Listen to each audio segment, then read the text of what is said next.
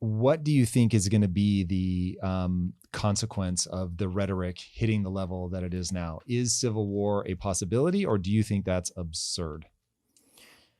In my mind, it's always been, I have no historical background for this, so actually, even in the United States, it's not true. I've said this for a long time. I don't even know if this is true, but my feeling, I guess, my intuition is that as long as people aren't like starving or they're not like homeless, like on the street, like en masse or whatever, that you're not going to see civil war. But I guess we had an actual civil war, and it's not because people were starving to death. So, is it possible? I feel like it could be. I feel like the issue is that last time Donald Trump didn't really know what he was getting into, and he didn't know how to navigate the system appropriately. And he kind of thought, just because he doesn't seem to understand much really about anything, but especially not about government, I don't think he understood how difficult it was in the United States being president and trying to make systems work for you. But I think coming in the second time, I think he understands that a lot better. And I think that he's going to choose the people around him to be a lot more faithful and adherent to the things that he wants. And I think that's probably one of the scariest and most potentially damaging things, especially given the deference that the Supreme Court has granted presidents now to commit criminal acts. That's a really scary thing in my mind. So paint me that picture in detail. What happens if Trump wins? So I feel like we could see like a historic deconstruction of a lot of the federal government, like a lot of agencies either being made toothless, like conservatives seem to have this principle of just like deregulation for deregulation's sake, when it's like, well, some level of regulation is probably okay. So I think you could see like federal agencies like completely stripped away. And the sad thing is there's conservatives listening to this right now, like, yeah, that's a good thing. I think we should have them stripped away. And it's like, okay, yeah, I guess like fuck clean drinking water, or, good food to eat, or, safe and effective medications. I think that that's a big issue. I think that Trump will continue to foster a lot of mistrust in a lot of our institutions. And I think that remember when I laid out kind of my whole like principally building society, third-party institutions become essential because you just don't have the time to learn and understand every single thing in society. When I turn the key to turn my car on, I have to trust that there are engineers that built this car to a certain standard, and there are safety regulations that are going to make it so it's not going to fucking explode, and my tires are going to fall off while I'm driving down the street. And I think that Donald Trump and his followers, his ilk, do a lot of damage and cause a lot of mistrust for a lot of institutions. I think there's a serious concern that the United States is receding. If we haven't already done irreparable harm, we're receding from being leaders of the world, which I think is really important. I just think that a lot of the benefits that we have as being leaders of the world are very intangible. Like, who the fuck cares that we can ship anything from any part of the world without a concern? Like, nobody thinks about that. But it's very tangible when there are bad things. Why are we sending money to Ukraine? That's bad. I don't like to send money to Ukraine. But like, what does it mean if something from China is cheaper than it would be otherwise if we didn't have the world's largest navy, I think that these are just like, I think, outwardly broad policy and like demeanor things. This doesn't get into the scary world where Donald Trump could be like arresting political opponents, which he's tried to do in the past, where he's lying to states in order to effect certain outcomes, which he has like documented and tried to do in the past. There's like a really scary world where certain people get like thrown in jail for no reason, where different freedoms are impeded. Like he said multiple times, the media is the enemy of the people. He's talked about suspending the Constitution to search for voter fraud. He said in the past that Americans that burn the flag should have their citizenship revoked. Yeah, these are all very, very, very scary things, in my opinion. In terms of like what's possible, one thing that I'll say, like, here's the thing that I'll say. In 2016, everybody was unhinged and upset when Trump became president.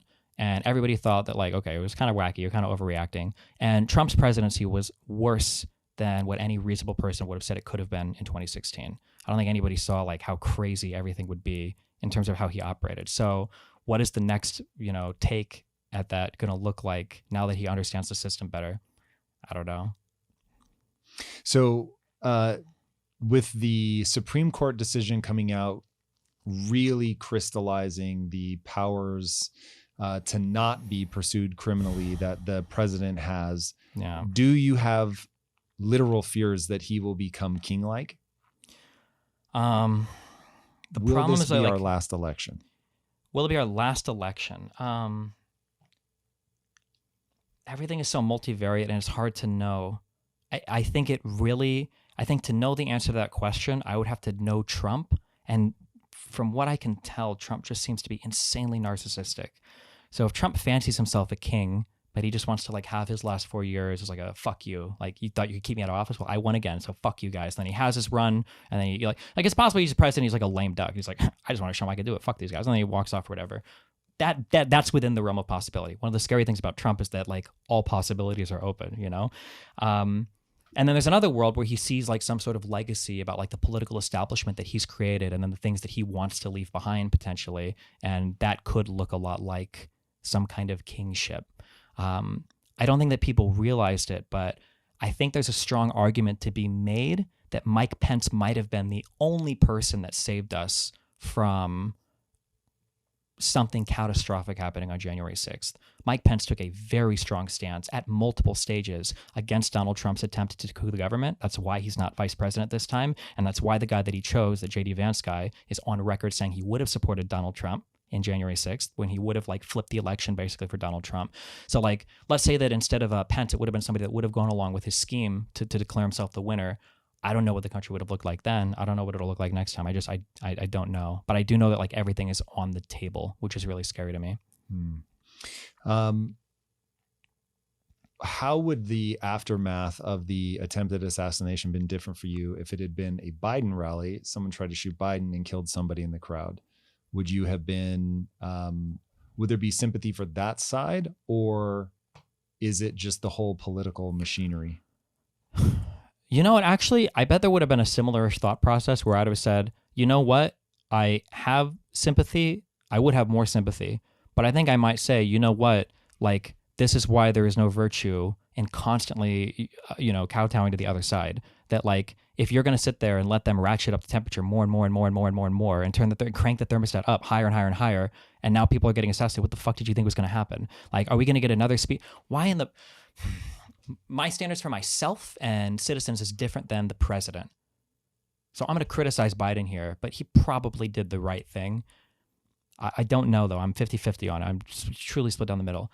I don't like that Biden went on and apologized for, in a private speech to donors, he said that we need to put Trump in the bullseye for like our campaigning stuff. The fact that he apologized for that, show me a single fucking conservative that criticized Donald Trump when he said, they're coming after you for your Second Amendment rights, and I don't know if there's anything we can do about it. Well, maybe there's something the Second Amendment people can do about it, right? Show me a single fucking conservative that criticizes him for that. But there's not, because what do they say? They've created so many clever mental escapes. Well, we take Donald Trump seriously, not literally. Bullshit. What the fuck? He's a grown-ass man. When do you take him seriously, but not literally? He's a fucking president of the United States. He's speaking literal words, right? And I don't believe... What? You don't think there's something to that? Like, when I hear Trump talk, I think he's so outrageous that I'm going to take him with a grain of salt. I almost take him as a WWE wrestler, if I'm honest.